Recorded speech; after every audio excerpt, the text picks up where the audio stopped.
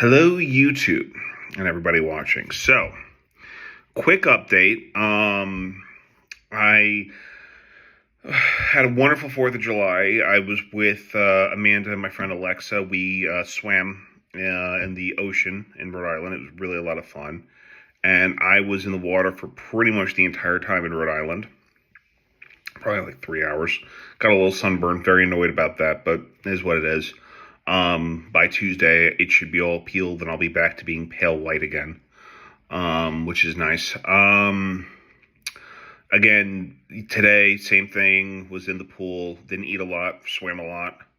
Got a few, probably too many calories from dessert, but, holiday weekend, I'm not too concerned. Like I said, I did not do the in-body on Friday because I was so exhausted from the sun that I had two options, either do the in-body or do 20 minutes on the cardio machine. I chose 20 minutes on the cardio machine. I'm not afraid of the in-body. Some might think that I'm avoiding it. You know what, if it's bad numbers, it's bad numbers. I look at it like this, it just means it's a great time to restart then. That's fantastic, you know?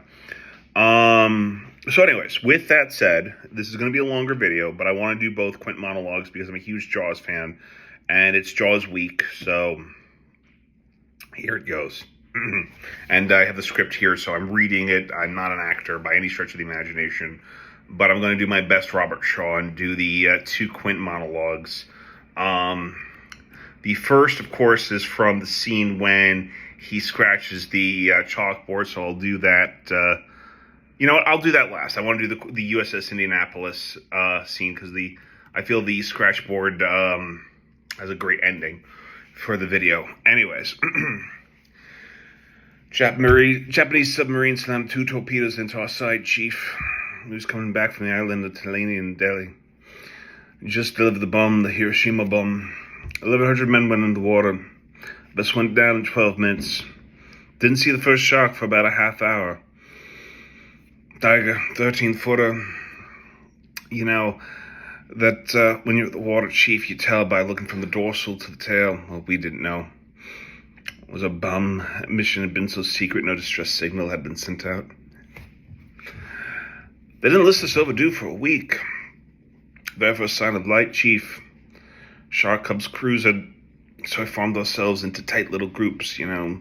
It's like, kind of like old squares, like the battle of, like, you know, you see in the calendar. Like the Battle of Waterloo. And the idea was, shark come to the nearest man. That man, he start pounding, hollering, screaming. And sometimes shark would go away. Sometimes he wouldn't go away. Sometimes that shark, he looks right into your eyes. You know, the thing about a shark, he's got like lifeless eyes, black eyes, like a doll's eyes. When he comes in at you, he doesn't seem to be living until he bites you. And those black eyes roll over white.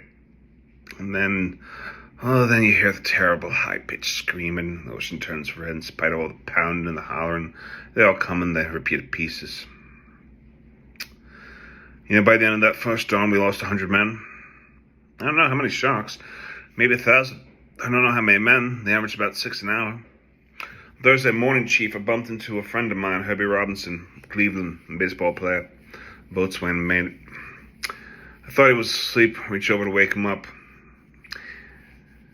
Well, bobbed up and down in the water, kind of like a top upended. Well, he'd been bitten in half below the waist.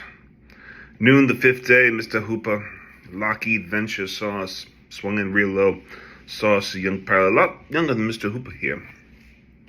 Anyway, he saw us and he come in low. 3 hours later, big fat PBY comes down, starts to pick us up. You know, that was the time I was most scared. Frightened, waiting for my turn. I'll never put on a life jacket again.